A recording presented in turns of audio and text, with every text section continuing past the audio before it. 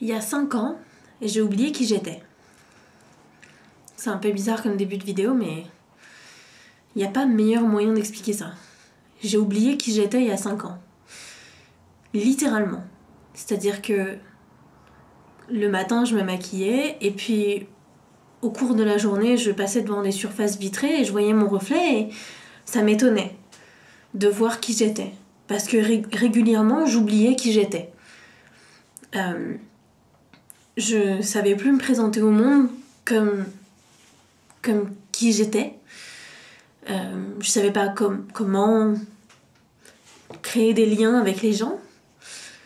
Et je savais pas non plus comment me comporter avec les gens. Salut toi!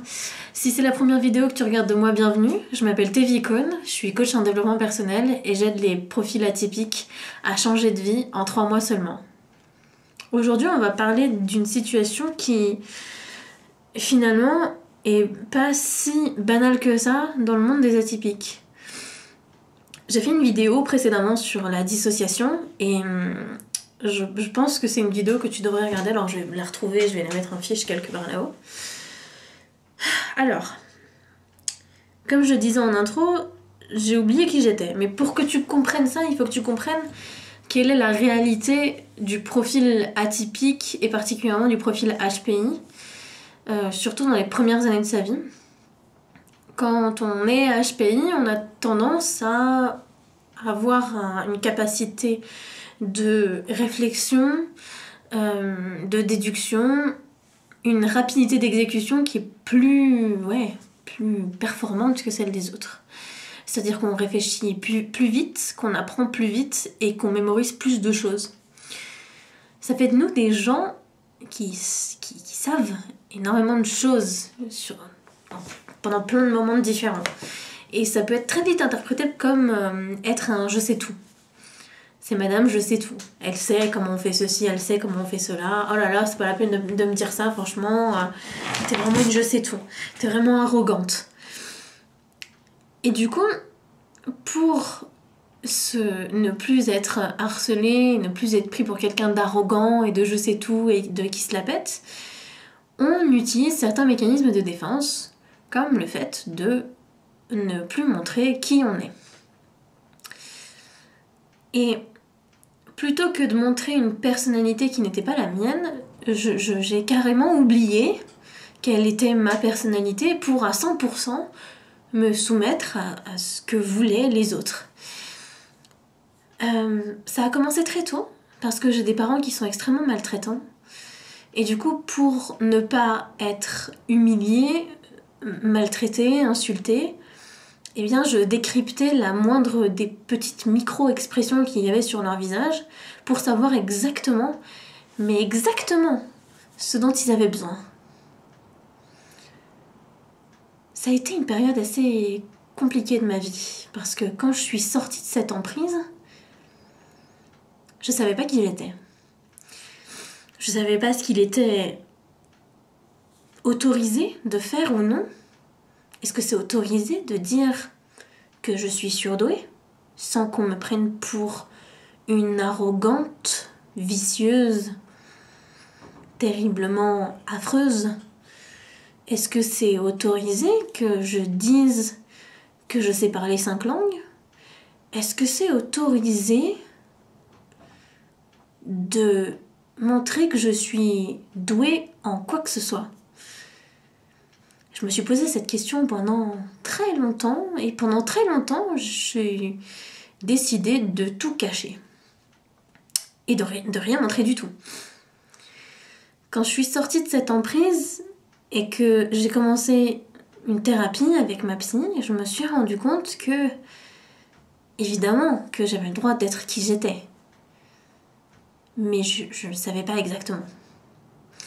En fait, je m'étais retirée dans une espèce de bulle en dehors de la réalité où je ne me reconnaissais plus. Je vivais ma vie un peu par procuration de mon corps. Je n'étais pas vraiment actrice de tout ce qui se passait. Et peut-être que tu ressens ça aussi, que tu as l'impression de ne pas ressentir à 100% des émotions, de ne pas être vraiment là dans la réalité. de pas être qui tu es vraiment, de pas être à 100% toi.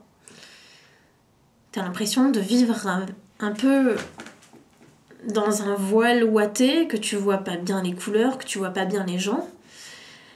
Et non seulement parce que t'es retiré dans cette bulle, personne t'écoute, mais toi tu t'écoutes pas non plus.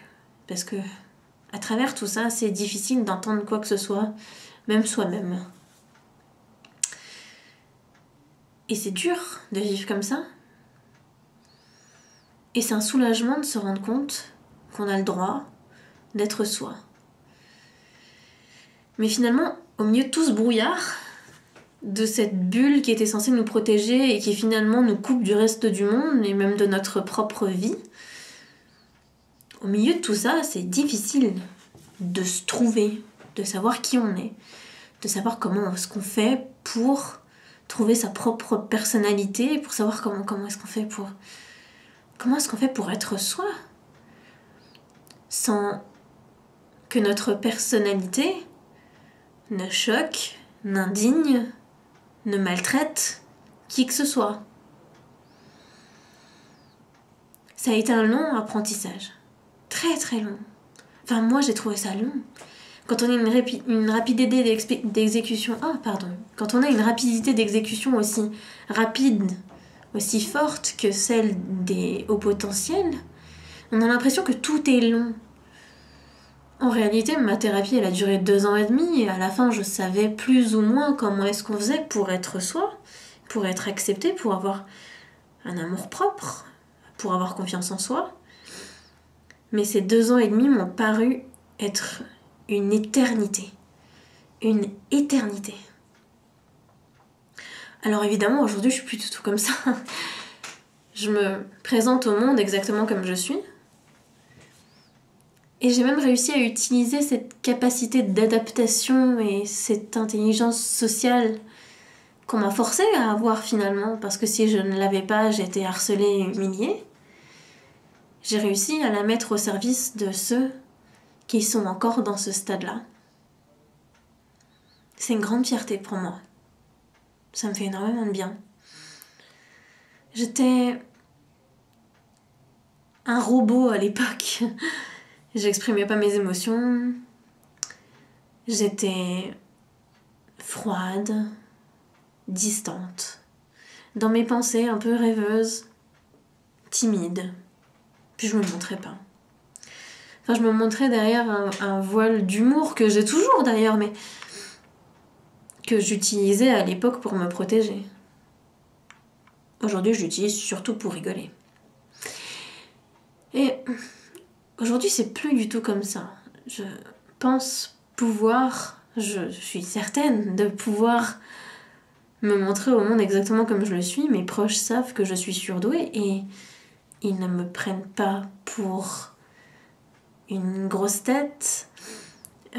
Personne n'a jamais utilisé cette information contre moi pour me dire mais de toute façon toi et ton intelligence supérieure, on a déjà dû te le dire ça, toi et ton intelligence supérieure. Plus personne me dit ça, c'est fini. Les gens recherchent le fait que je sois intelligente aujourd'hui. Non seulement dans mon travail, mais aussi dans mes relations sociales. J'ai des amis qui m'aiment particulièrement parce que je suis intelligente, particulièrement parce qu'avec moi, ils peuvent détacher de cette laisse leur propre intelligence pour communiquer avec quelqu'un qui les comprend. Et pour faire ça, il faut pouvoir se montrer au monde comme on l'est vraiment. J'ai des gens qui m'aiment réellement pour qui je suis, parce que je me montre comme je suis. Et plutôt que d'éviter à tout prix le rejet, la manipulation, le harcèlement, en ne me montrant pas, j'ai décidé de me montrer comme je l'étais, en acceptant tout ça, mais surtout en acceptant un truc beaucoup plus énorme que ça. J'accepte l'amour inconditionnel d'être moi. Et ça, c'est ce qu'il y a de plus important. Ce qui est le plus important, c'est de s'aimer soi.